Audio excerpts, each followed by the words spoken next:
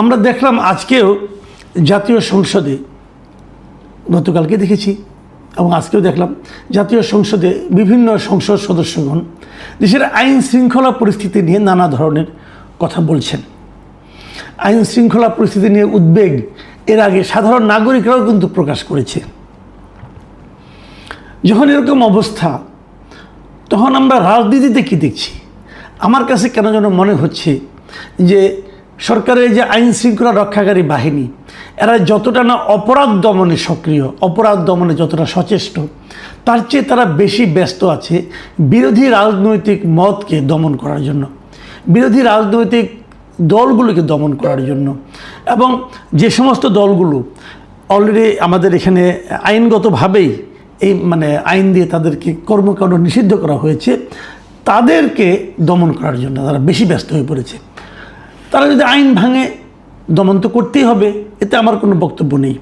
কিন্তু আমার প্রশ্নটা হলো, যেমন আওয়ামী লীগের রাজনৈতিক কর্মকাণ্ড নিষিদ্ধ করা হয়েছে, স্থগিত রাখা হয়েছে কেন? যে তাদেরকে বলা হয়েছে যে তোমাদেরকে বিচার করা হবে, যতদিন বিচার চলবে ততদিন তোমরা কোনো পলিটিক্যাল অ্যাক্টিভিটিস করতে পারবা না।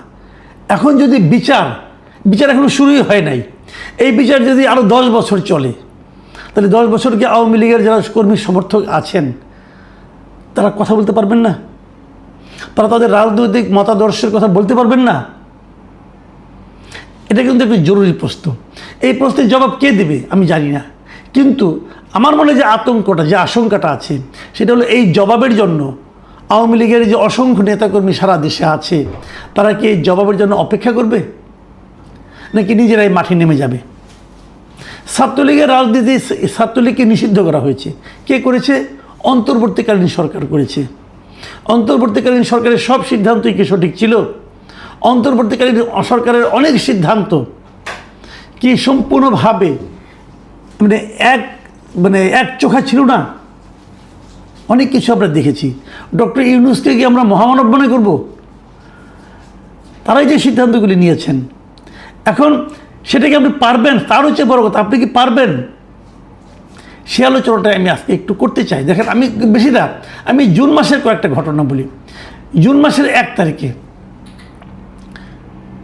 চট্টগ্রামের এই যে আনোয়ারা উপজেলায়, এখানে ছাত্রলীগের একটা মিছিল, ছাত্রলীগ দুইটা ভাগে ভাগ হয়ে দুইটা ঝটিকা মিছিল কিন্তু বেরিয়েছিল, এবং সেই মিছিলগুলিতে প্রায় শতাধিক নেতাকর্মীরা কিন্তু ছিলেন।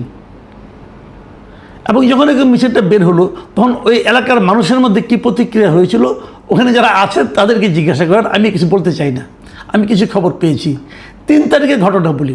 3 তারিখে রাজশাহী মহানগরীতে এরকম 20-30 জন ছাত্রলীগের কর্মী মাস্ক পরে আকস্মিক একটা ঝটিকা মিছিল বের করেছিল, এবং তাদের হাতে যে একটা ব্যানার ছিল, সেই ব্যানারে লেখা ছিল প্রত্যাবর্তন 2.0 লোডিং। তারা শেখ হাসিনার প্রত্যাবর্তনের কথা বলছিল, প্রত্যাবর্তন, শেখ হাসিনা ফিরবেন। আগে একবার প্রত্যাবর্তন করেছিলেন জিয়ার আমলে, আর পরে আরেকবার প্রত্যাবর্তন, এই জন্য 2.0। এবং তারা শেখ হাসিনা প্রত্যাবর্তন করবে, সেদিকে লোডিং হচ্ছে, এই ধরনের কথা তারা বলেছিল। এবং একটা ঝটিকা মিছিল ছিল, মুখে মাস্ক পরা ছিল, পুলিশ কাউকে গ্রেপ্তারও করতে পারেনি। 3 তারিখ গেল, কিন্তু একদিন পর ঘটনা কিন্তু ঘটতেছে।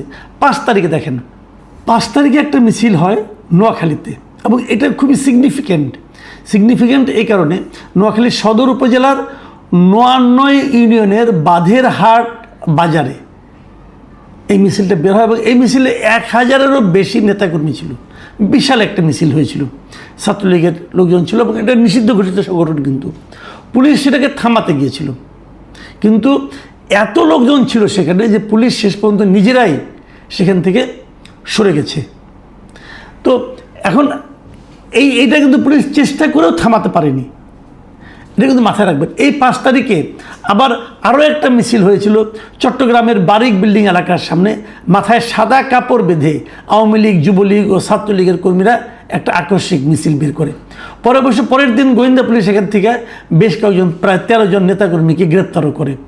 এই 5 তারিখে আবার চট্টগ্রামের ফটিকছড়িতে একটি ধর্মীয় প্রতিষ্ঠানের রেস্ট হাউসে ছাত্রলীগের প্রায় শতাধিক নেতাকর্মী গোপনে বৈঠকও করে। এটা নিয়ে বেশি আলোচনায় কিন্তু এর মধ্যে হয়েছে।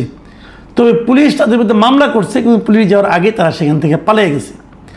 সর্বশেষ 7 তারিখে কুমিল্লা সদর দক্ষিণ উপজেলায় চট্টগ্রাম ঢাকা চট্টগ্রাম মহাসড়কে এই নিষিদ্ধ ঘোষিত সংগঠন ছাত্রলীগের একটা ঝটিকা মিছিল হয়। সেখানেও কিন্তু নোয়াখালীর মতো এখানে অবশ্য পুলিশ অতটা নিষ্ক্রিয় ছিল না, তারা ধাওয়া দিয়ে ৪৫ জনকে আটক করে। তারপরে তাদের বিরুদ্ধে অনেকের বিরুদ্ধে মামলা টামলা হয়। আমি এই ঘটনাগুলি বললাম কেন, দেখেন এই প্রত্যেকটা জায়গায় পুলিশকে কিন্তু ব্যস্ত থাকতে হয়েছে এদের মিছিল থামানোর জন্য, এদেরকে গ্রেপ্তারের জন্য, এদের বিরুদ্ধে মামলা করার জন্য।